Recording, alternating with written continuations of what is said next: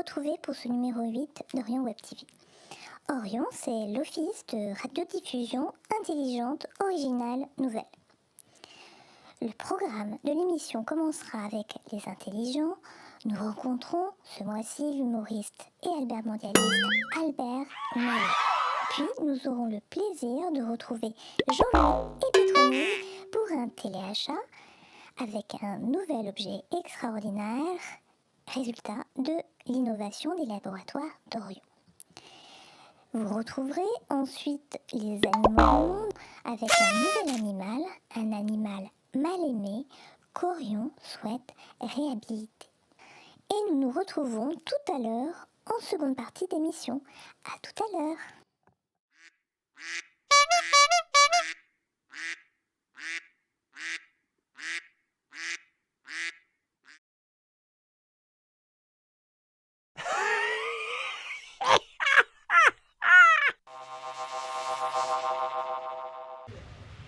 C'est une bonne question, moi-même je n'ai pas à répondre.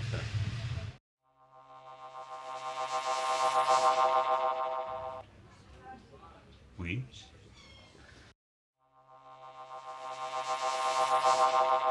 Je pense que je me suis lancé dans l'humour, peut-être un peu prétentieusement. Je pensais être drôle. C'est très difficile à définir l'humour.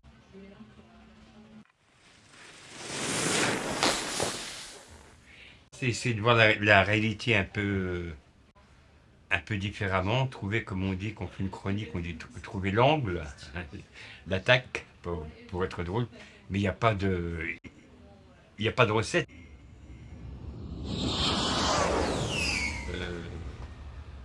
Comique, c'est d'écrire, de bien travailler ses textes et surtout de jouer. Oui, c'est important d'écouter les autres, mais oui et non. C'est bien pour sa culture personnelle et par sympathie vis-à-vis des autres, par empathie. Non, mais autrement, il ne faut pas essayer de faire comme les autres. Pour chacun ait son truc. Jamais je dis, mettons, j'ai beaucoup d'admiration pour des proches ou de vos, mais jamais je fais du mimétisme ou m'en inspirer, pas du tout. C'est un autre domaine. Faut vraiment voir son truc et l'imposer.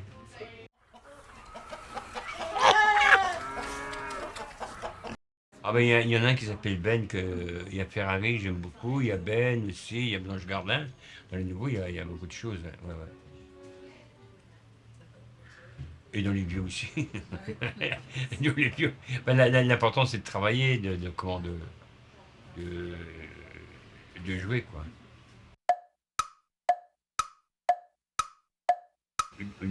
L'humour de scène, c'est un autre rythme. L'humour de scène, un bon texte, je parle de scène, sur scène avec interaction avec le public, faut un rire, faut au moins 3-4 rires par minute. Ou occasion de rire, pas forcément des gros esclaves, mais c'est pour ça, et tout le métier de comique, c'est de travailler les esprits, la cohérence, et avoir des effets qui font rire. Chez les Mésopotamiens, on a trouvé des jeux de mots. Il y a 6000 ans, en Mésopotamie, la Mésopotamie qui est une partie de l'Irak, mais sans aucune intervention américaine.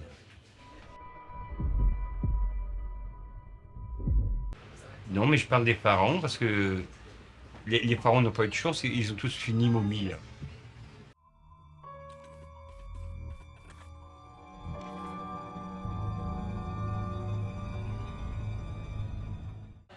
C'est plus facile le soir. Les gens rient moins le matin. Et j'ai même remarqué quand je joue, et souvent les matinées, ce qu'on appelle les matinées, c'est les après-midi, c'est souvent plus froid. Donc les gens se lâchent plus la nuit ou quand il fait noir. C'est pour ça que le public est dans le noir.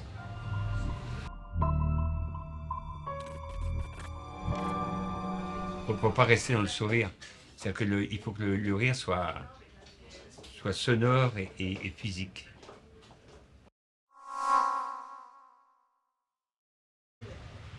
C'est une bonne question, moi-même je n'ai pas à répondre.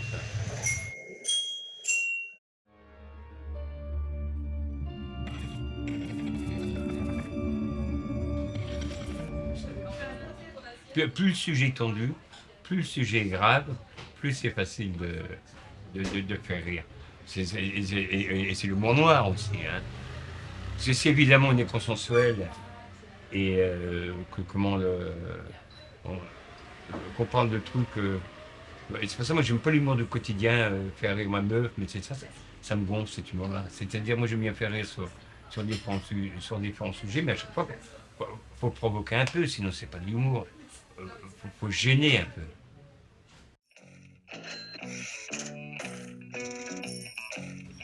Le plus souvent possible. D'accord, alors le livre, oui, ça c'est mon livre, qui a été publié l'an dernier, et l'Albert Mondialis et je le localise, et c'est comment... en fait c'est le texte, les textes de mes deux spectacles précédents. C'est-à-dire que c'est écrit, c'est les textes de mes spectacles, mais on dit tu écris les textes que tu joues sur scène. Non, les textes que j'ai faits sur scène, je les avais déjà écrits. Ça se passe en trois périodes. Il y a d'abord l'écriture, et ensuite le passage sur scène, où on modifie l'écriture en fonction des réactions du public et de ce que l'on veut dire. C'est-à-dire la réaction du public précise l'écriture. On ne va pas garder une phrase, son humour, faut être efficace, hein, même pertinent et efficace. On va pas garder une phrase qui ne fonctionne pas à chaque fois. Donc voilà, donc la deuxième étape, première étape c'est l'écriture, deuxième étape jouer et aboutir le texte, et là la troisième étape qu'on écrit, c'est repasser de la scène à l'écriture. Mais ce qui est l'état initial de l'humour, le sketch.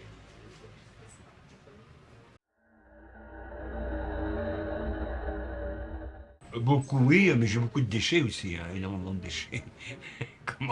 J'écris beaucoup. Oui, enfin, bon, je fais un spectacle tous les 4-5 ans, ça paraît beaucoup, ça fait 1h20 de spectacle. Autrement, j'écris. Ouais.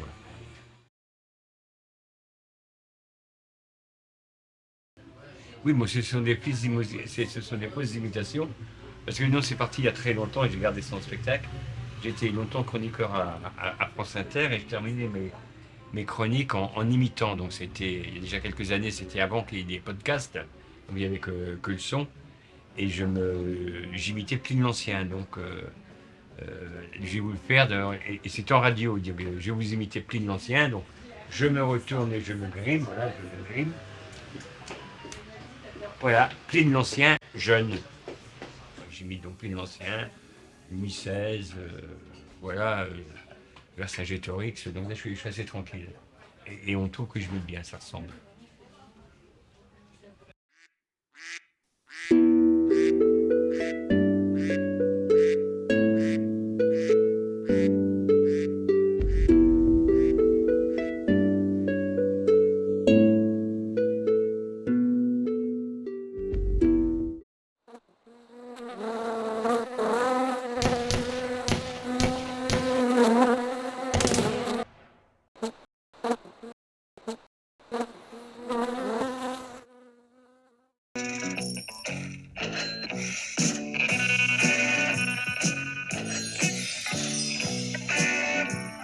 Chers web téléspectateurs, bonjour. Bonjour Petroni. Bonjour Jean-Louis. Des nouvelles de notre objet extraordinaire du mois dernier? CPC Cervelle Plaquettaire Concentré a remporté un grand succès. Devant un tel succès, nous sommes malheureusement en rupture de stock. Mais rassurez-vous, le laboratoire d'Orion rassureront en production suffisante pour honorer toutes nos commandes. Et ce traitement, Jean-Louis, efficace? Après la première frise, l'effet est immédiat. Et après la troisième boîte, l'effet est encore plus immédiat. Mais surtout, ne pas arrêter le traitement avant l'avis de nos experts. Le résultat est réellement réel. Et aujourd'hui, Jean-Louis, que proposons-nous à nos chers web téléspectateurs? Quel est l'objet extraordinaire du mois?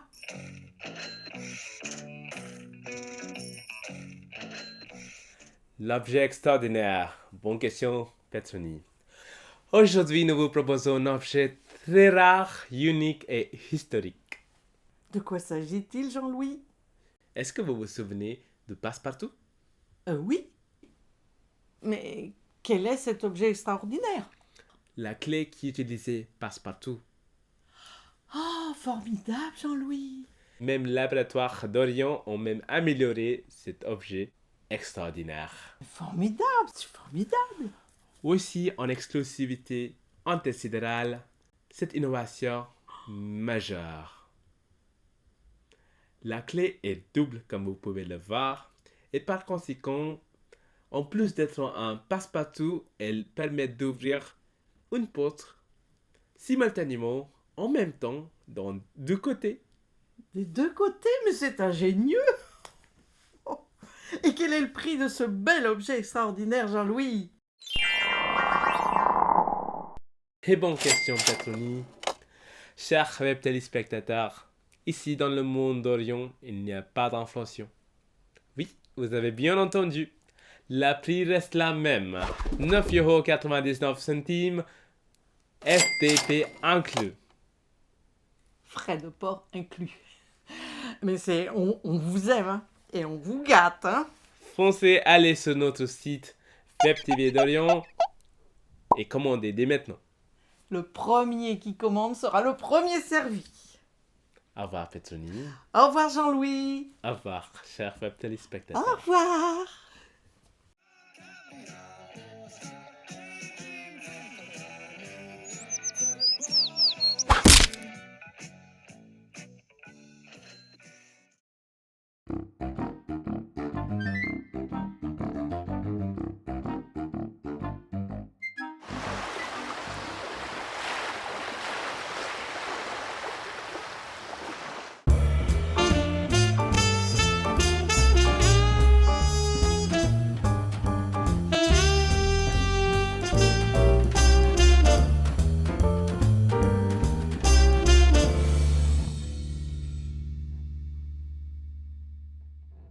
Chers web téléspectateurs, bienvenue dans le bestiaire d'Orion Web TV. Le deuxième numéro des Animaux du Monde sera consacré à la mouche.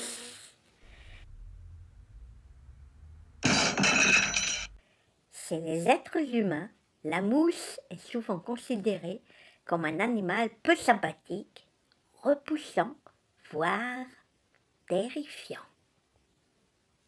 Elle est également perçue comme une importune,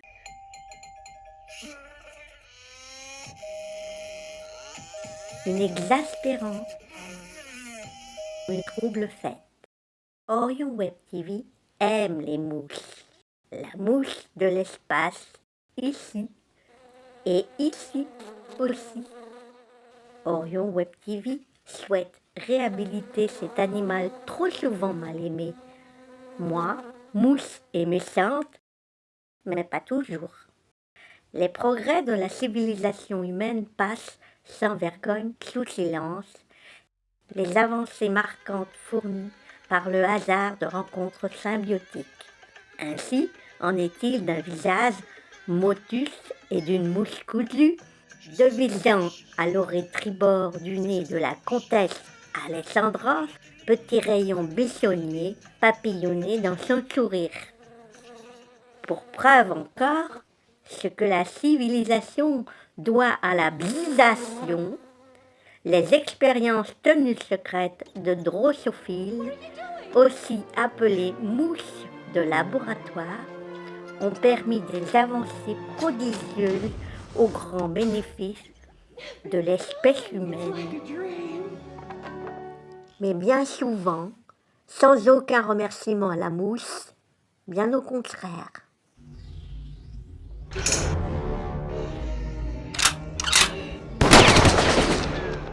Ainsi méprisée, malgré ses bons services à l'humanité, malgré la place qu'elle prend parfois sur la tête d'un roi, d'un empereur ou d'une belle, la mouche se trouve pourtant souvent dans le besoin. Bien différent serait le monde si nous le regardions au travers de l'œil d'une mouche. Qu'est-ce que l'humain pourrait apprendre? Orion Web TV, en exclusivité, eut accès aux archives secret défense et put obtenir un document exceptionnel. Un reportage basé sur les mémoires d'une mouche manuscrit découvert dans un sous-bois près de Knokke-les-Embruns, dans le 36, non loin de Décon-les-Granits, ancien terrain militaire désaffecté. Cette vidéo, longtemps tenue secrète par l'espèce humaine, vous découvrirez pourquoi, dévoile trois éléments majeurs pour découvrir la nature réelle de la mouche. Primo, la mouche est un brin narcissique, surtout dans sa jeunesse. À noter que la mouche existe avant d'exister. Les narines en forme de couronne héraldique, s'il vous plaît. Et autrement jolies, vous en conviendrez, que celles des humains. Aussi, comme notre bouche, aux lèvres finement plissées, ne le cède en rien à la leur, et que notre extrémité antérieure s'orne encore à défaut d'yeux de deux petites massues fort élégamment tournées, je ne vois vraiment pas pourquoi les hommes de l'espèce dite savante s'obstinent pourtant à lui refuser le nom de terre. Deuxièmement, la mouche est en réalité une esthète. Elle se nourrit de la beauté du monde et n'est jamais blasée. Et puis, ce fut le moment tant attendu, où j'eus le sentiment que tout était accompli. Emporté par l'enthousiasme, je m'élançai d'un trait hors de ma retraite, jusque sur le sable, et je pris mon premier vol.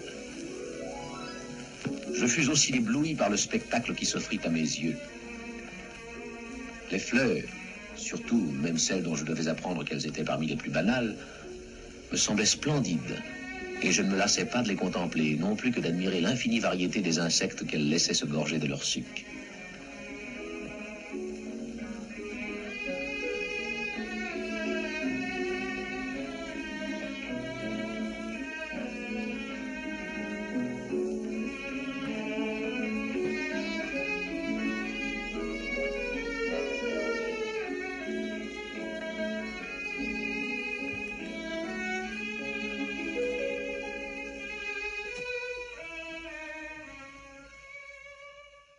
Tertio, la mouche est sensible.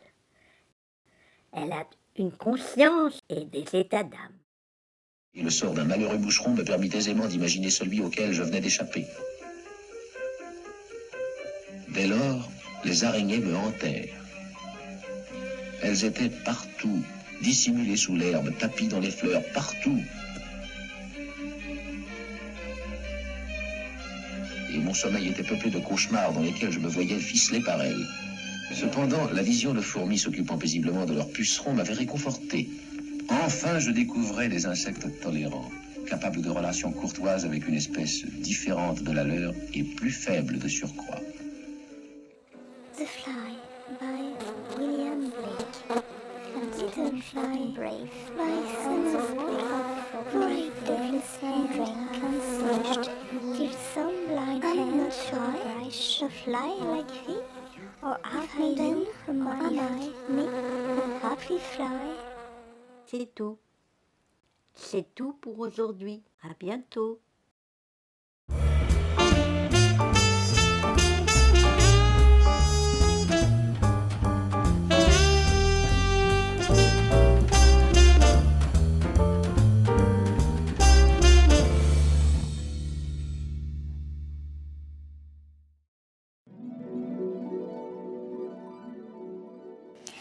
Heureuse de vous retrouver pour la suite du programme. Après la météo, vous pourrez regarder la suite de la mini-série inédite Le 8e jour d'Orion Web TV, les épisodes 3 et 4. Passez un agréable moment et je vous dis à tout à l'heure en fin d'émission.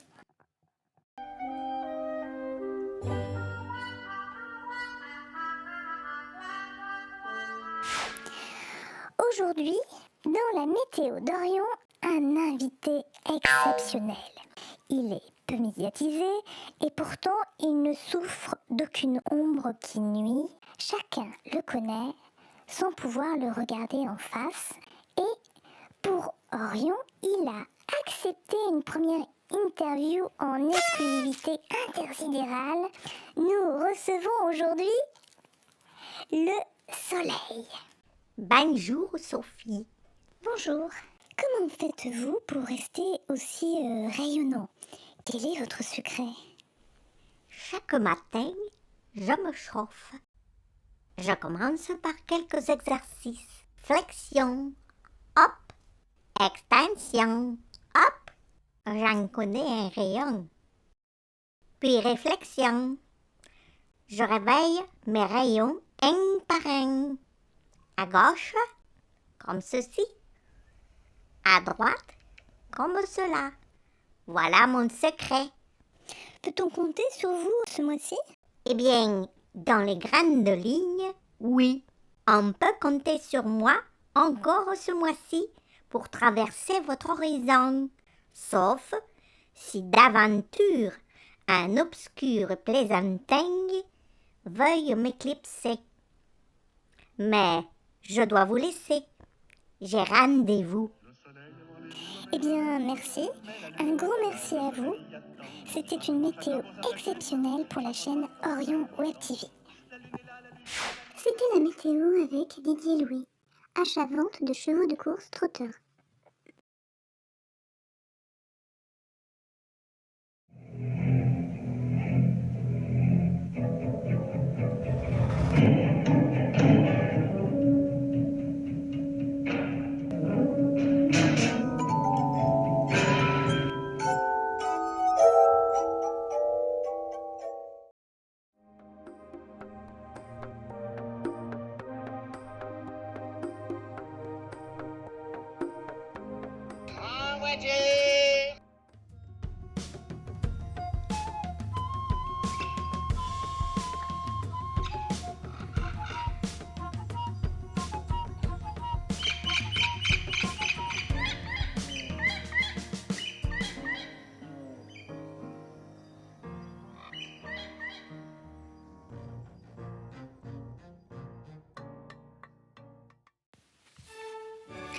Le moment mystérieux naît de l'interférence de deux mondes, du monde habituel, normal, où nous vivons, et d'un monde insolite, bizarre, qui parfois nous saisit à la gorge de son irrécusable présence. Là, c'est notre première rencontre, l'émergence brutale du moment mystérieux.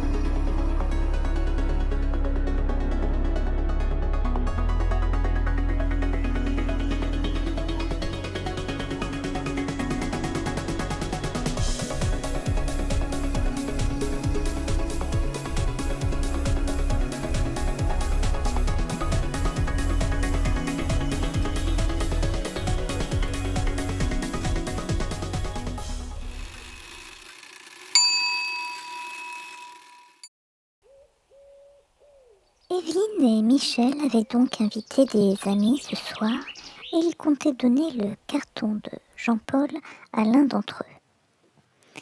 L'un d'entre eux était Elisabeth.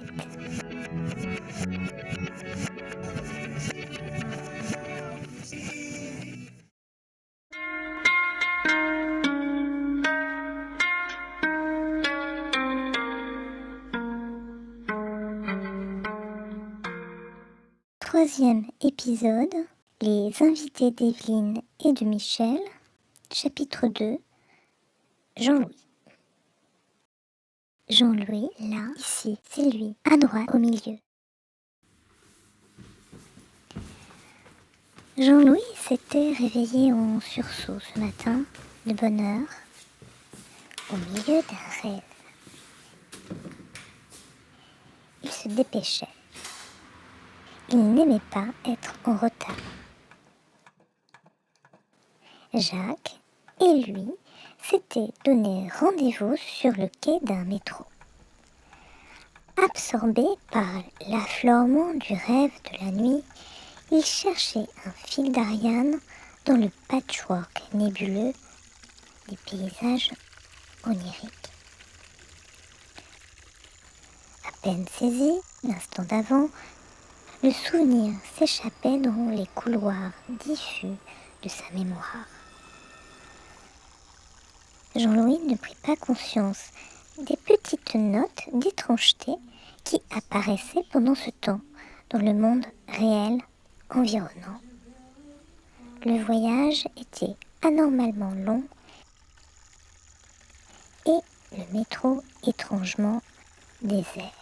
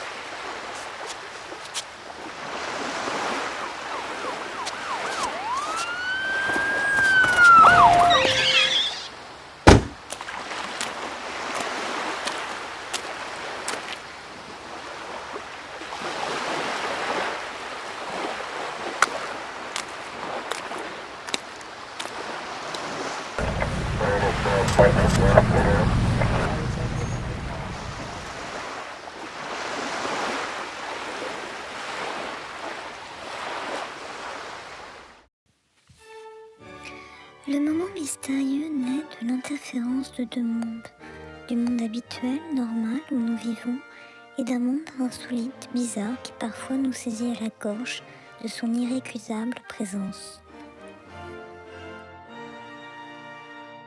Là, c'est notre première rencontre, l'émergence brutale du moment mystérieux.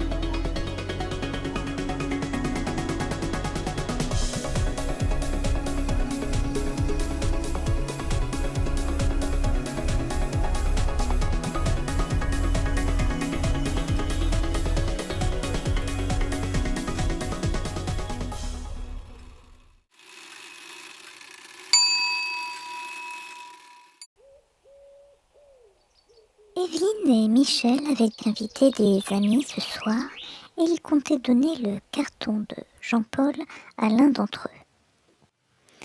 L'un d'entre eux était Elisabeth.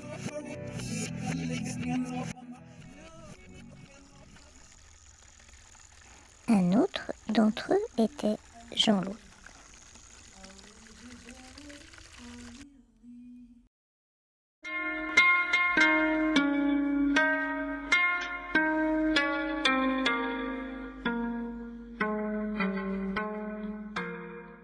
Quatrième épisode, les invités d'Evelyne et de Michel, chapitre 3, Jacques. Jacques, c'est lui, ici, à gauche, au milieu.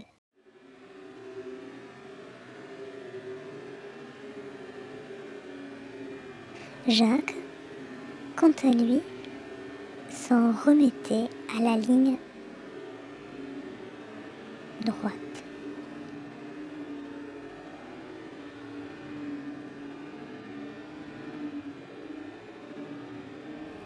La ligne droite est une valeur sûre, quoique elle ne soit pas forcément le plus rapide moyen dans l'univers pour aller d'un point à l'autre. Mais l'illusion d'une logique dans le réel permettait de calculer approximativement la série de segments rectilignes qui conduisent bien souvent à trouver son chemin. La trajectoire de Jacques et la trajectoire de Jean-Louis se croisèrent ce jour-là, à cet instant, dans le métro Météore à Paris.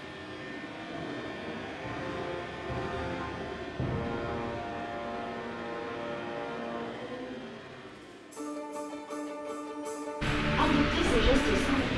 Lavez-vous les mains très régulièrement. Utilisez une solution hydroalcoolique. Toussez ou éternuez dans votre coude. Utilisez des mouchoirs à usage unique et jetez-les. Plus d'infos sur gouvernement.fr. Information regarding coronavirus. To protect yourself and others, follow these basic protective measures. Wash your hands frequently when using alcohol-based hand rubbing. When coughing or sneezing, cover your mouth and nose with a flexible coat. Use disposable tissues and throw them out afterwards.